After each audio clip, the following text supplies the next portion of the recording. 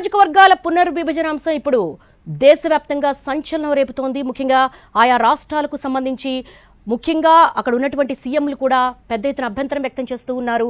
దక్షిణాది రాష్ట్రాల రాజకీయ ప్రాధాన్యం తగ్గిపోతుంది, దక్షిణాదికి అన్యాయం జరుగుతుంది, ఉత్తరాది పెత్తనం పెరుగుతుందంటూ బహిరంగంగానే వ్యాఖ్యానిస్తున్నారు. ఈ నేపథ్యంలో ప్రముఖ రాజకీయ విశ్లేషకులు ప్రొఫెసర్ నాగేశ్వర్ గారు మనతో పాటు జాయిన్ అవుతున్నారు. నాగేశ్వర్ గారు నమస్తే అండి. నమస్తే అండి. నాగేశ్వర్ గారు, ఈ డీలిమిటేషన్ ప్రక్రియ ప్రతిపాదనలు కేంద్రం ముందుకు తీసుకొచ్చింది.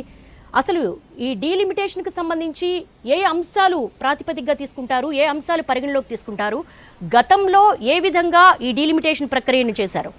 అంటే అసలు ముందు డీలిమిటేషన్ ప్రక్రియ, ఉమెన్స్ రిజర్వేషన్స్, సీట్లు పెంచడం, ఈ మూడు వేరు. ఈ మూడు ఒకే రకం కాదు, ఒకే అంశం కాదు. కానీ మోడీ ప్రభుత్వం మూడింటిని కలిపి ఒకేసారి పుష్ చేస్తుంది. సో మూడింటిని కలిపి పుష్ చేయాల్సిన అవసరం ఏమిటి అనేది మొదటి ప్రశ్న. ఎందుకంటే డీలిమిటేషన్ అంటే నియోజకవర్గాల పునర్వ్యవస్థీకరణ. ఇది 2009లో కూడా జరిగింది. అప్పుడు సీట్ల సంఖ్యను పెంచకుండా ఉన్న సీట్ల ప్రకారమే డీలిమిటేషన్ చేశారు. ఇప్పుడు ఉదాహరణకు 2009కు ముందు మల్కాజ్గిరి సీట్ లేదు, లోక్సభ సీట్ ఇప్పుడు వచ్చింది కదా. So with in the 42 seats of ఉమ్మడి ఆంధ్రప్రదేశ్ డీలిమిటేషన్ చేశారు. అంటే నియోజకవర్గ సరిహద్దులను నిర్ణయించారు. ఎందుకంటే భారతదేశంలో గత 50 ఏళ్లుగా సుమారు ఈ సీట్ల, పార్లమెంటు సీట్ల సంఖ్యను పెంచడం పైన ఫ్రీజ్ ఉంది.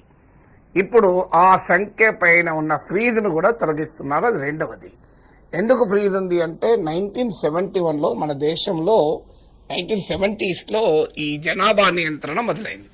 సో జనాభా నియంత్రణ దేశమంతటా యూనిఫామ్గా జరగలేదు. సౌత్ ఇండియన్ స్టేట్స్, మరికొన్ని రాష్ట్రాలేమో జనాభా నియంత్రణలో ముందున్నాయి. ఆ రకంగా దేశ ఆర్థికాభివృద్ధికి జాతీయ లక్ష్యమైన జనాభా నియంత్రణకు తోడ్పడ్డాయి. కానీ ఉత్తరప్రదేశ్, బీహార్, మధ్యప్రదేశ్, రాజస్థాన్ లాంటి నార్త్ ఇండియా స్టేట్స్ మతమౌఢ్యంలో, కులతత్వంలో, పాలనా వైఫల్యంలో, రాజకీయ సంస్కృతిలో కూరుకుపోయి ఈ జనాభా నియంత్రణ లాంటి అభివృద్ధి లక్ష్యాలు పట్టించుకోలేదు. సో అందువల్ల ఎప్పుడైతే జనాభా ఆధారంగా నియోజకవర్గాల సంఖ్య రాష్ట్రాలకు ఉంటుంది, జనాభా ఆధారంగా నియోజకవర్గాల సంఖ్య నిర్ణయించాలన్నప్పుడు సౌత్ ఇండియన్ స్టేట్స్, ఇతర రాష్ట్రాలు అభ్యంతరం చెప్పాయి. మేము జనాభా నియంత్రిస్తున్నాం, మాకేమో సీట్లు తగ్గుతాయి, జనాభా నియంత్రించని సీట్లు రాష్ట్రాలు సీట్లు పెరుగుతాయని. అప్పుడు ఈ విమర్శ వచ్చినప్పుడల్లా 2 సార్లు ఇందిరాగాంధీ ఒకసారి, అటల్ బిహారీ వాజ్పేయి మరొకసారి చెరో 25 ఏళ్ల పాటు నియోజకవర్గాల సంఖ్య పైన ఫ్రీజ్ విధించారు. ఇప్పుడు నరేంద్ర మోడీ ఆ ఫ్రీజ్ కూడా తొలగిస్తున్నాడు. సో ఉమెన్స్ రిజర్వేషన్ మూడోది. సో ఉమెన్స్ రిజర్వేషన్ అనేది 1990s నుంచి 96, 97 ఆ ప్రాంతం నుంచి ఇది అమలు కాకుండా ఉంది. సడన్ గా దాన్ని కూడా కలిపారు. ఈ మూడింటిని ఎందుకు కలిపారు? సో కేంద్ర ప్రభుత్వం ఏ రాజకీయ దురుద్దేశము లేకపోతే మూడింటిని కలపాల్సిన అవసరం ఏంటి? ఆగమేఘాల మీద అసెంబ్లీ ఎన్నికలు జరుగుతున్న సమయంలో తీసుకురావాల్సిన అగత్యం ఏంటి? అఖిలపక్షం కూడా పెట్టకుండా ఏకపక్షంగా ఎందుకు చేయాలి? ఈ ప్రశ్నలకు మోడీ ప్రభుత్వం ఆన్సర్ చేయాలి. ఎందుకంటే 2011 సెన్సస్ ఆధారంగా డీలిమిటేషన్ చేస్తారంటున్నారు. 2026 సెన్సస్ ఆధారంగా ఎందుకు చేయలేదు? అసలు సెన్ససే ఎందుకు జరపలేదు? 2011 తర్వాత 2021లో సెన్సస్ కావాలి. అప్పుడు కరోనా చెప్పారు. కరోనా ఉండగా అమెరికా నుంచి దక్షిణ కొరియా వరకు చాలా దేశాల్లో సెన్సస్ జరిగాయి. మన దగ్గర 2021లో పెద్ద ఎత్తున బెంగాల్లో లక్షల సంఖ్యలో నరేంద్ర మోడీ, అమిత్ షాలు ఎలక్షన్ మీటింగ్లు అడ్రస్ చేశారు. కానీ జనాభా లెక్కలు మాత్రం జరపొద్దన్నారు కరోనా వల్ల లక్షల సంఖ్యలో ఎలక్షన్ మీటింగ్లు పెట్టుకోవచ్చు, కానీ సెన్సస్ జరపద్దా? పోనీ 21 అంటే కరోనా ఉంది, 23లో కరోనా ఉందా, 24లో కరోనా ఉందా, ఇప్పుడు మొదలు పెట్టారు కదా. ఇప్పుడు మొదలు పెట్టగా జనాభా లెక్కలు జరపకుండా ఎందుకు ఈ ప్రక్రియ చేపడుతున్నారు? ఎందుకు జనాభా లెక్కలు జరపకుండా మహిళా రిజర్వేషన్ చేస్తున్నారు? ఎందుకు డీలిమిటేషన్ చేస్తున్నారు? ఎందుకు నియోజకవర్గాల సంఖ్య పెంచుతున్నారు? దీనికి రాజకీయ పరమైన ప్రశ్నలకు మోడీ ప్రభుత్వం ఆన్సర్ చెప్పాలి కదా. సో అందువల్ల ఇవాళ ప్రభుత్వం సౌత్ ఇండియాకు నష్టం జరుగుతుంది అని కేంద్ర ప్రభుత్వం పైన ఈ విమర్శల్లో ప్రాతిపదిక ఉంది. ఎందుకంటే ఎకనామిక్ డివల్యూషన్ లో నష్టపోతున్నారు, పొలిటికల్ రిప్రజెంటేషన్ లో నష్టపోతున్నారు కనుక ఈ డీలిమిటేషన్ ప్రక్రియ, సీట్ల పెంచడము, ఈ రెండు కేవలం తమ ఉత్తరాదిలో తమ రాజకీయ ఆధిపత్యాన్ని మరింత పటిష్టం చేసుకోవడానికి బీజేపీ ఎత్తుగడ. ఎందుకంటే సౌత్ లో బీజేపీకి పెద్దగా ప్రవేశం లేదు, వచ్చే అవకాశం కూడా చాలా పరిమితమే.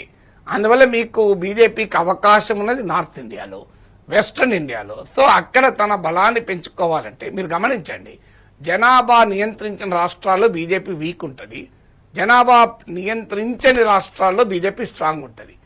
మీకు నార్త్ ఇండియన్ హిందీ హార్ట్లాండ్, ఆర్థికంగా డెవలప్ అయిన స్టేట్లో రిలేటివ్లీ బీజేపీ మహారాష్ట్ర, గుజరాత్లో బలం ఉన్నప్పటికీ కూడా economic and social development, human development బాగున్న సౌత్ ఇండియాలో వీక్ ఉంటుంది. ఎకనామిక్ డెవలప్మెంట్ లేదా హ్యూమన్ డెవలప్మెంట్ వీక్ ఉన్న రాష్ట్రాలు బలంగా ఉంటుంది, విత్ సమ్ ఎక్సెప్షన్స్.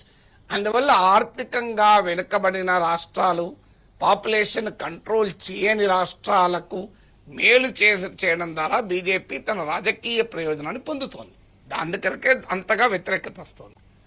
నాగేశ్వర్ గారు, పైకి మహిళా సాధికారత అలాగే మహిళా రిజర్వేషన్లు అమలు చేయాలంటే నియోజకవర్గాల పునర్విభజన తప్పనిసరిని కేంద్రం చెప్తోంది. కానీ మేము మహిళా రిజర్వేషన్స్ కి వ్యతిరేకం కాదు, అసలు మా పార్టీనే మొదట మహిళా రిజర్వేషన్స్ కల్పించిందని సీఎం రేవంత్ రెడ్డి బహిరంగంగానే ప్రకటన చేస్తున్నారు. ఇది కేవలం దక్షిణాది రాజకీయ ప్రాధాన్యాన్ని తగ్గించడానికి, ఉత్తరాది పెత్తనం పెంచడానికే చేస్తున్నారని ఆయన బహిరంగ లేఖ కూడా రాశారు పీఎంకి. ఏ విధంగా చూడాలంటారు? అసలు కేంద్రం లెక్కలేంటి? 2/3 మెజారిటీ సాధించగలదా? 2/3 సాధించడం అనేది మన దేశంలో ప్రాంతీయ పార్టీలు ఉన్నాయి కదా, రాష్ట్రాలకు నష్టాలు జరిగినా కూడా సమర్థించడానికి బీజేపీ మిత్రపక్షాలు ఉన్నాయి కదా. ప్రతిపక్షంలో ఉంటే వ్యతిరేకిస్తారు, అధికార కూటమిలో ఉంటే సపోర్ట్ చేస్తారు కదా. ఇప్పుడు ఆంధ్రప్రదేశ్ ఉంది, ప్రత్యేక హోదానే వదులుకుంది. ఇక సౌత్ ఇండియా ప్రయోజనాలకు నిలబడతారు Chandrababu Naidu. Can we imagine? So Andhra Pradesh ప్రయోజనాలని వదులుకున్న తర్వాత సౌత్ ఇండియా ప్రయోజనాలకు ఎక్కడ నిలబడతారు? సో అందువల్ల అలాంటి మిత్రపక్షాల సహకారంతో గట్టెక్కవచ్చు. But it is not so easy, but it can be possible. మహిళా రిజర్వేషన్లకు ఎవరు వ్యతిరేకం కాదు, దానికి ఎవరికి అభ్యంతరం ఉంది? మరి మహిళా రిజర్వేషన్ బిల్లు పాస్ అయ్యి ఇన్ని రోజులైంది కదా, దాన్ని వెంటనే అమలు చేయండి అని అడిగితే మోడీ ప్రభుత్వం లేదు మేము తర్వాత అమలు చేస్తాం, 2029 నుంచి 2034 నుంచి దాన్ని ఎందుకు వాయిదా వేశారు? మరి ఇదివరకు ఇప్పుడు మహిళా రిజర్వేషన్ బిల్లు నిన్న కాదు కదా ఆమోదం పొందింది, చాలా రోజులైంది కదా ఆమోదం పొంది. మరి వెంటనే ఎందుకు అమలు చేయలేదు మహిళా రిజర్వేషన్? అయినా మహిళా రిజర్వేషన్లు ఎవరొద్దంటున్నారు? ఇప్పుడు 543 సీట్స్ ఉన్నాయి, 543లో 1/3 రిజర్వ్ చేయండి, దానికి ఎవరు అభ్యంతరం? సో 1/3 డీలిమిటేషన్ చేయకుండా మహిళా రిజర్వేషన్ చేయకూడదని ఎక్కడుంది? సో మహిళా రిజర్వేషన్ డీలిమిటేషన్ అనేది మొదటి ఇష్యూ. మహిళా రిజర్వేషన్ ఇప్పుడు ఎక్కడన్నా రాజ్యాంగంలో డీలిమిటేషన్ చేయకుండా మహిళా రిజర్వేషన్ అమలు చేయకూడదని ఉందా? చట్టంలో ఉంటే మార్చుకోవచ్చు, రాజ్యాంగం ఉండే ఎక్కడన్నా. సో అందువల్ల మీరు 543 సీట్లో డీలిమిటేషన్ మహిళా రిజర్వేషన్ పెట్టండి 1/3. ఆ తర్వాత మీరు డీలిమిటేషన్ జనాభా లెక్కలు అయిపోయినాక, డీలిమిటేషన్ ప్రక్రియ పూర్తయినాక ఏ రాష్ట్రానికి నష్టం జరగకుండా ఈక్విటీ అండ్ ఫెయిర్నెస్ కాపాడుతూ తర్వాత మీరు కావాలంటే మళ్ళీ అప్పుడు 543 ఉన్నప్పుడు 543లో 1/3 ఉంటుంది, 850 అయితే 850లో 1/3 ఉంటుంది, 1100 అయితే 1100లో 1/3 ఉంటుంది. సో మహిళా రిజర్వేషన్ అనేది టోటల్ సీట్లో 1/3 తప్ప నెంబర్ ఆఫ్ సీట్తో సంబంధమే లేదు కదా. అంటే సీట్లు పెరిగితేనే 1/3 ఉంటుంది, సీట్లు పెరగకపోతే 1/3 ఉండదు ఎక్కడుంది? అందుకే నేను చెప్పేది మహిళా రిజర్వేషన్, సీట్ల సంఖ్య పెంపు, డీలిమిటేషన్, ఈ మూడు వేరు. ఈ మూడు ఒకటి కాదు. 2009లో డీలిమిటేషన్ చేశారు, మరి అప్పుడు మహిళా రిజర్వేషన్లు తెచ్చారా? అప్పుడు మీకు సీట్లు పెంచారా? సీట్లు పెంచకుండా కూడా డీలిమిటేషన్ జరిగింది కదా. మహిళా రిజర్వేషన్ 90s నుంచి నడుస్తుంది, మరి అప్పుడు డీలిమిటేషన్ ఉందా? లేదు కదా. ఎందుకంటే వాజ్పేయి ప్రభుత్వం, అంతకుముందు ఇందిరాగాంధీ ప్రభుత్వం 25 ఏళ్ళు వాయిదా వేసినాకనే కదా. ఈ 50 ఏళ్లలో సీట్ల సంఖ్య పెంపు పైన ఫ్రీజ్ ఉంది, కానీ మహిళా రిజర్వేషన్ పైన మరి రాజ్యసభ కూడా ఆమోదించింది కదా. సీట్ల సంఖ్య పైన ఫ్రీజ్ ఉన్నా కూడా మహిళా రిజర్వేషన్ 2008లోనే రాజ్యసభ ఆమోదించింది. ఎట్లా ఆమోదించింది? మరి ఈ మూడు ఇంటర్ కనెక్టెడ్ కానే కాదు, దాన్ని లింక్ చేయడంలోనే మహిళా రిజర్వేషన్ పేరు చెప్పి వివాదాస్పదమైన డీలిమిటేషన్ ను పాస్ చేయించుకొని నార్త్ ఇండియా పొలిటికల్ ఆధిపత్యాన్ని ప్రిజర్వ్ చేసుకోవడం, సౌత్ ఇండియాను పొలిటికల్ గా మార్జినలైజ్ చేయడం అనే అనుమానం కలగకపోదు కదా. మీరన్నట్టు చెప్పినా సరైన మెజార్టీ ఎన్డీఏకి లేకపోయినా 69 వరకు కూడా బీజేపీ కూడగట్టాల్సిన అవసరం ఉంది. ఈ విషయంలో వైసీపీ కావచ్చు, బీఆర్ఎస్ కావచ్చు, వీటి స్టాండ్ ఏ విధంగా ఉండే అవకాశం ఉందంటారు? అసలు అది ఇష్యూనే కాదండి. మీరు రాంగ్ డిబేట్, రాంగ్ డైరెక్షన్. ఎవరు సపోర్ట్ చేస్తారు, ఎవరు సపోర్ట్ చేయరు, I'm not interested in it. మనం చర్చిస్తున్నది పొలిటికల్ మేనేజ్మెంట్ ఎలా ఉంటుంది అన్నది I'm not at all interested. మీరు ఈ ప్రక్రియను సౌత్ ఇండియా మార్జినలైజ్ అవుతుందా, ఆ డిబేట్ వదిలేసి టీడీపీ సపోర్ట్ చేస్తుందా, వైసీపీ సపోర్ట్ చేస్తుందా, బీఆర్ఎస్ సపోర్ట్ చేస్తుందా, ఇంకోటి సపోర్ట్, ఎవరు సపోర్ట్ చేస్తే చేయకపోతే ఏంటి? ఒక పాలసీ పైన స్టాండ్ తీసుకోవడం అనేది పొలిటికల్ సపోర్ట్తో సంబంధం లేదు. పొలిటికల్ సపోర్ట్ ఉన్నా లేకపోయినా దాని మన స్టాండ్ ఒకటే ఉండాలి కదా. అందువల్ల I'm not at all interested. A party ఎవరు సపోర్ట్ చేస్తారు, స్పెక్యులేషన్ వల్ల వచ్చేది పోయేది ఏంటి, ఎవరు సపోర్ట్ చేస్తారో ఎవరు చేయరో తేలిపోతుంది. దాని మీద నో నీడ్ టు స్పెక్యులేట్. అంటే క్వశ్చన్ ఈ సౌత్ ఇండియా పొలిటికల్ మార్జినలైజేషన్ ను మనం వ్యతిరేకించాలా వద్దా, సౌత్ ఇండియన్ ఎకనామిక్ ఇంట్రెస్ట్లకు నష్టం కలిగిస్తున్నదాన్ని మనం వ్యతిరేకించాలా వద్దా. సౌత్ ఇండియాలో అందరు లీడర్ చంద్రబాబు నాయుడు, జగన్మోహన్ రెడ్డి, కేసీఆర్ అందరికీ నా విజ్ఞప్తి, అయ్యా ఈ సౌత్ ఇండియాకి నష్టం జరుగుతుంది, మీరు అందరూ కూడా కలిసి రండి అని అంటున్నాం. మీరన్న పాయింట్ ఎగ్జాక్ట్లీ కూడా సౌత్ ఇండియాకి నష్టం జరుగుతున్నప్పుడు సెంట్రల్ వర్సెస్ స్టేట్గా మారుతుంది ఈ ఇష్యూ, డీలిమిటేషన్ అనే ఇష్యూ. సో ఈ నేపథ్యంలో ఏ విధంగా ఇండీ కూటమి ఒకే స్టాండ్ మీద ఉంటుంది? రేపొద్దున ఇండియా కూటమి సమావేశం నిర్వహించబోతోంది, వీళ్ళందరూ ఒకతాటి మీద ఉండే అవకాశాలు ఎంతవరకు ఉంటాయంటారు? నాకెందుకండి స్పెక్యులేషన్, నేను ఎందుకు చేస్తానండి, వాళ్ళు ఉంటారో లేరో నేను ఎందుకు ఊహాగానాలు చేయాలి, నాకేం పని. అసలు మీరు రాంగ్ క్వశ్చన్ అని అంటుంటే మీరు అదే క్వశ్చన్ అడుగుతున్నారు. అంటే ఇండియా కూడా ఇండియా కూటమి ఐక్యంగా ఉంటుందా, ఎవరు సపోర్ట్ చేస్తారని స్పెక్యులేషన్ ఇంపార్టెంట్ కాదు. ఇంపార్టెంట్ ఏంటంటే సౌత్ ఇండియాకి ఎలా నష్టం జరుగుతుందన్నది ఇంపార్టెంట్. అది వదిలేసి రాజకీయ ఊహాగానాలు, రాజకీయ లెక్కలు, రాజకీయ పార్టీలు ఏ రకంగా వెళ్తే ఎవరు తెలుసండి. మీరు ఊహించగలరా, నేను ఊహించగలనా ఎవరేం చేస్తారన్నది. బీజేపీ ఎట్లా మేనేజ్ చేస్తుంది, చర్చ చేయొచ్చేమో. ఇది రైటా రాంగా అనే అంశాన్ని చర్చకు మానేసి రాజకీయాలపైన మనం చర్చించుకుంటే ఉపయోగం ఉండదనే కదా నా స్టాండ్. ఈ విమెన్ రిజర్వేషన్ బిల్లుకు సంబంధించి మాట్లాడుకుంటే గనక ఈ రాజ్యసభకు మండలికి ఎందుకు వర్తించదంటారు? అసలు డీలిమిటేషన్ బిల్ ఇంకా రాంది నాకెలా తెలుస్తుంది నన్ను ఏముందనేది. ఇప్పుడు మళ్ళీ అదే అంటున్నాను, మీకు అది రాజ్యసభకు మండలికి వర్తించకపోయినా పోయేదేమి లేదు. ఎందుకంటే రాజ్యసభ శాసన మండలి అనేది ప్రభుత్వాన్ని ఏర్పాటు చేయదు. పొలిటికల్ పవర్ కు ఆ రెండు అప్పర్ హౌస్ కు సంబంధమే లేదు. So upper house composition is different from this composition. Upper house అనేది జనాభా ప్రాతిపదికగా ఏర్పడదు. రాజ్యసభ అనేది రాష్ట్రాలకు సభ అది.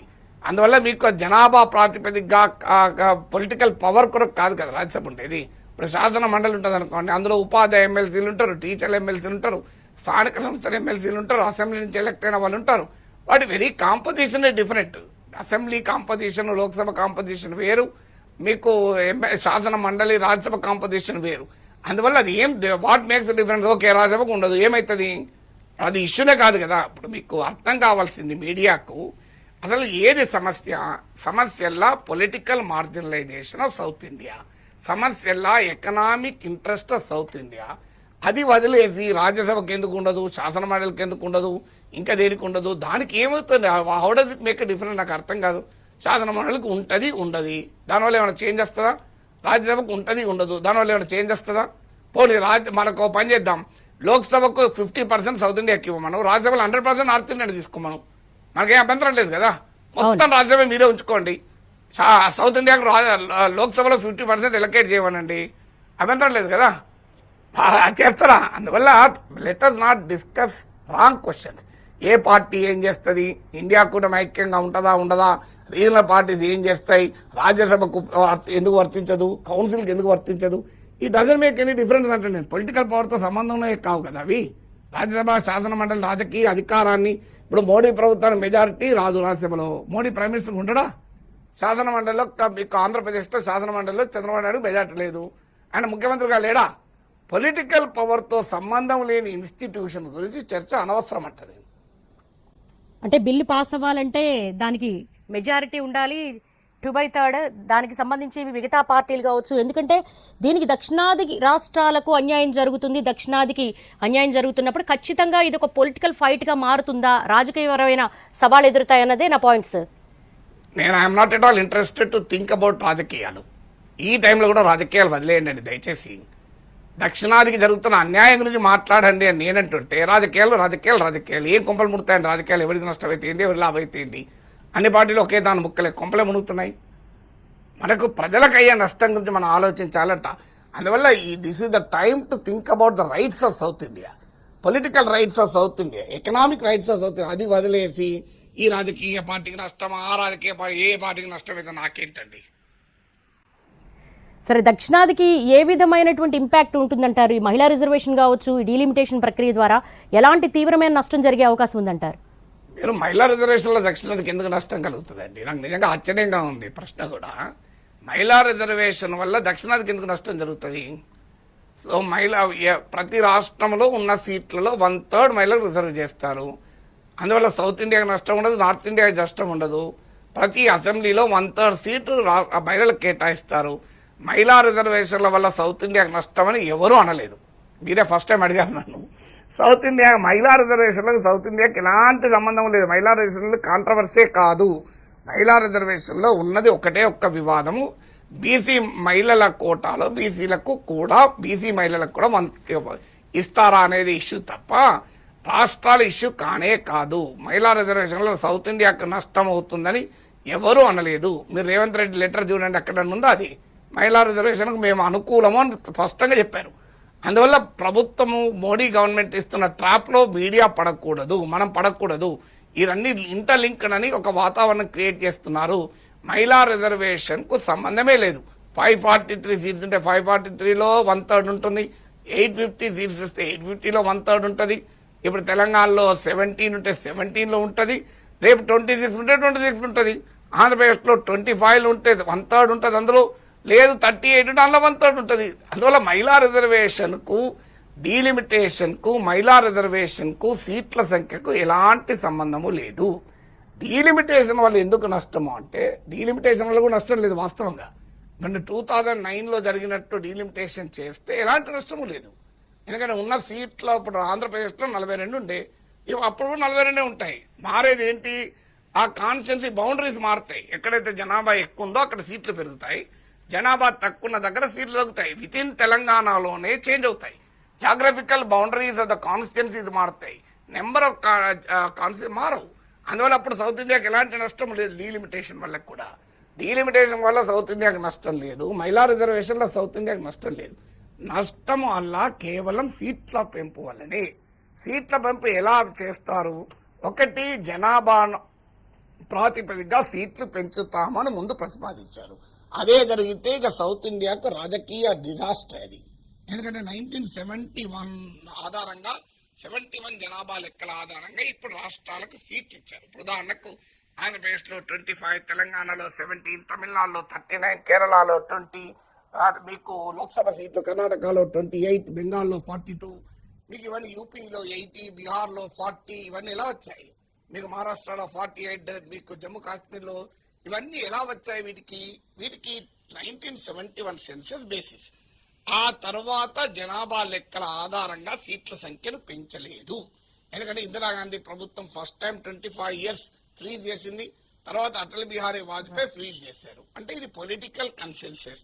కాంగ్రెస్ అయినా బీజేపీ అయినా సీట్ల సంఖ్యను పెంచలేదు. ఎందుకు పెంచలేదు అంటే జనాభా ప్రాతిపదికగా గనక మళ్ళీ సీట్లను కేటాయిస్తే పెద్ద ఎత్తున మీకు ఉత్తరప్రదేశ్లో భారీగా సీట్లు పెరుగుతాయి, కేరళలో సీట్లు పెరగవు, తగ్గవు, తమిళనాడులో అయితే సీట్లు తగ్గుతాయి.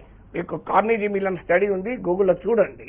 కార్నెగీ మిల్లన్ స్టడీ డీలిమిటేషన్ గనక తాదా జనాభా లెక్కల ఆధారంగా చేస్తే కంప్లీట్ గా పొలిటికల్ పవర్ కంప్లీట్ గా సౌత్ ఇండియాకి లేకుండా అడ్రస్ లేకుండా పోతాం మనం. కానీ ఇప్పుడు దాని మీద వ్యతిరేకత వచ్చాక మోడీ ప్రభుత్వం అలా కాదు, మేము ప్రో రేటా బేసిస్ లో 50% పెంచుతామని కొత్త కాన్సెప్ట్ తీసుకొచ్చారు. దీనివల్ల నష్టం ఏంటి? పైన చూస్తే నష్టం ఏముండదు. ఎందుకంటే ఇవాళ ఉదాహరణకు కేరళలో 20 సీట్స్ ఉన్నాయి, యూపీలో 80 సీట్స్ ఉన్నాయి. అంటే కేరళ కన్నా 4 times యూపీలో ఉన్నాయి. రేపు 50% పెంచితే యూపీలో 120 అవుతుంది, కేరళలో 30 అవుతుంది. సేమ్ 4 times ఉంటుంది. అంటే ప్రపోర్షన్లో తేడా లేదు అనేది మోడీ ప్రభుత్వ వాదన, బీజేపీ వాదన. కానీ తేడా ఏంటో నేను చెప్తాను. ఇప్పుడు 20 కేరళలో ఉన్నాయి, 80 యూపీలో ఉన్నాయి. అంటే 60 తేడా. రేపు కేరళలో 30 అవుతుంది, యూపీలో 120 అవుతుంది. 50% పెంచింది. అప్పుడు తేడా ఎంత అవుతుంది? 120 - 30 90 అవుతుంది. అంటే ఇప్పుడు డిఫరెన్స్ 60 ఉన్నది కాస్త డిఫరెన్స్ 90 అవుతుంది. ఇది నష్టం కాదా అని అడుగుతున్నాను. మీరు చాలా సింపుల్ ఉదాహరణ చెప్తాను. ఓ తండ్రి 2 కొడుకులు పిలిచాడట. అరే మీరు ఎవరు ఎంత సంపాదించుకుంటే అందులో 50% నేను ఆస్తిస్తారా అన్నట. ఒక పెద్ద కొడుకు బాగా తెలివైన వాడు 1 crore సంపాదించాడు, వాడికి 50 లక్షలు ఇస్తాడు. ఇంకో రెండో కొడుకు పాపం కొన్ని కారణాల రీత్యా తన చేతుల్లో లేని కారణాల రీత్యా ఎక్కువ సంపాదించాడు, 20 లక్షలు సంపాదించాడు, ఆయన 10 లక్షలు ఇస్తాడు. తండ్రి ఏమంటాడు, నేను ఎవరికైనా 50% ఇచ్చిండ్రా, వానికి వాడు సంపాదించడంలో వానికి 50% ఇచ్చిన, నువ్వు సంపాదించడంలో నీకు 50% ఇచ్చిన, నేను ఎక్కడ న్యాయం చేసినా అంటాడు. కానీ రియాలిటీ ఏంటి? చిన్న కొడుకు 10 లక్షలు ఇస్తే పెద్ద కొడుకు 50 లక్షలు ఇచ్చింది కదా. ఇప్పుడు మోడీ అదే చేస్తున్నాడు కదా. సౌత్ ఇండియన్ స్టేట్స్కోమో ఆటోమేటిక్గా గ్యాప్ కాస్త నార్త్ వర్సెస్ సౌత్ గ్యాప్ గణనీయంగా పెరుగుతుంది కదా. సో ఇది మీకు సదరన్ స్టేట్ పొలిటికల్ మార్జిన్లో అయితే ఇప్పుడే మీరు ఢిల్లీకి వెళ్ళండి, కేంద్ర ప్రభుత్వ కార్యాలయాలకు వెళ్ళండి, ఎవడో మనం పట్టించుకుంటారా సౌత్ ఇండియాను? అక్కడ మన సౌత్ ఇండియా లాంగ్వేజ్ వినవడంగా చూశారు మీరు పార్లమెంట్లో. మీరు ఢిల్లీలో హిందీ తప్ప ఇంకో భాష మాట్లాడతారా? మరి ఎందుకు మనం ఇప్పుడు ఢిల్లీలో కానీ ఇంకెక్కడ కానీ మీరు గవర్నమెంట్ ఆఫీసులకు వెళ్ళండి, సెంట్రల్ గవర్నమెంట్ ఆఫీసెస్, మీకు టోటల్గా సౌత్ పట్ల వివక్ష ఉంటుంది. కార్పొరేట్ ఆఫీసులో కూడా మీరు కావాలంటే గుర్గావ్లో ఎవరైనా ప్రైవేట్ కంపెనీలు మల్టీనేషనల్ పనిచేస్తారు చూడండి, కార్పొరేట్ కంపెనీలో కూడా ఈ నార్త్ ఇండియన్ హిందీ డామినేషన్ ఉంటుంది. మీరు చూడండి ప్రైమ్ మినిస్టర్స్ అంతా సౌత్ నుంచి ఎంతమంది వచ్చారు? మీరు టోటల్ ఇండియా ఇండిపెండెన్స్ అయిన 70 ఇయర్స్, 75 ఇయర్స్, 79 ఇయర్స్లో ఇద్దరు కదా, పివి నరసింహారావు, దేవగౌడ కదా, నాకు గుర్తున్నంత వరకు సబ్జెక్ట్ కరెక్షన్. మరి మనం ఎందుకు పొలిటికల్ మార్జిన్? దానివల్ల ఎకనామిక్ మార్జినలైజేషన్. మీరు ఇవాళ 1971 జనాభా లెక్కల ప్రకారం పాపులేషన్ కూడా ఒక క్రైటీరియా ఫైనాన్స్ కమిషన్ నిధుల పంపిణీకి. ఒకప్పుడు 1971 సెన్సస్ ఆధారంగా మాత్రమే పాపులేషన్ ఆ క్రైటీరియా ప్రకారం ఫైనాన్షియల్ రివల్యూషన్ ఉండేది. అది 14th ఫైనాన్స్ కమిషన్ నుంచి మార్చి 2011 సెన్సస్ పెట్టారు. దానివల్ల కొన్ని వేల కోట్లు సౌత్ ఇండియన్ స్టేట్స్ నష్టపోతున్నాయి. వేల కోట్లు. మీకు తమిళనాడు 20,000 కోట్లు నష్టపోతుంది, కేరళ నష్టపోతుంది, ఆంధ్ర నష్టపోతుంది, కర్ణాటక నష్టపోతుంది, తెలంగాణ నష్టపోతుంది. ఎందుకంటే జనాభా ఎక్కువ పెంచిన వాళ్ళు డబ్బులు ఎక్కువ వస్తున్నాయి, జనాభా నియంత్రించిన వాళ్ళకు డబ్బులు తక్కువ వస్తున్నాయి. ఇది నేను చెప్పడం చంద్రబాబు నాయుడు గారు గతంలో ఒక మాట అన్నాడు, మీరు మమ్మల్ని ఆర్థికంగా అభివృద్ధి చెందితే పనిష్ చేస్తారా అని అడిగారు. ఇప్పుడు రేవంత్ రెడ్డి అడుగుతున్నాడు, చంద్రబాబు నాయుడు అడగడం లేదు. గమనించండి, ఎందుకు? చంద్రబాబు నాయుడు ఇప్పుడు బీజేపీతో ఉన్నాడు కనుక అడగడం లేదు, రేవంత్ రెడ్డి కాంగ్రెస్ లో ఉన్నాడు కనుక అడుగుతున్నాడు. అందువల్ల రాజకీయాలతో మనం చూడడం కాదు, ఏది ప్రజలకు లాభం, ఏది ప్రజలకు నష్టం అనే యాంగిల్లో చూడాలి. అందువల్ల this is a serious issue. All political parties of south India should unite. రాజకీయాలకు అతీతంగా అందరూ కలవాలి, ఇంక్లూడింగ్ సౌత్ ఇండియాలో ఉన్న బీజేపీ నాయకులు కూడా కలవాలి. వాళ్ళ బైకి ఓపెన్ గా రాకపోయినా వాళ్ళు ఇంటర్నల్ గా పార్టీ పైన ప్రెషర్ తేవాలి, లేకపోతే సౌత్ ఇండియా నష్టపోతుంది. Right sir, thanks for analysis sir, thank you so much.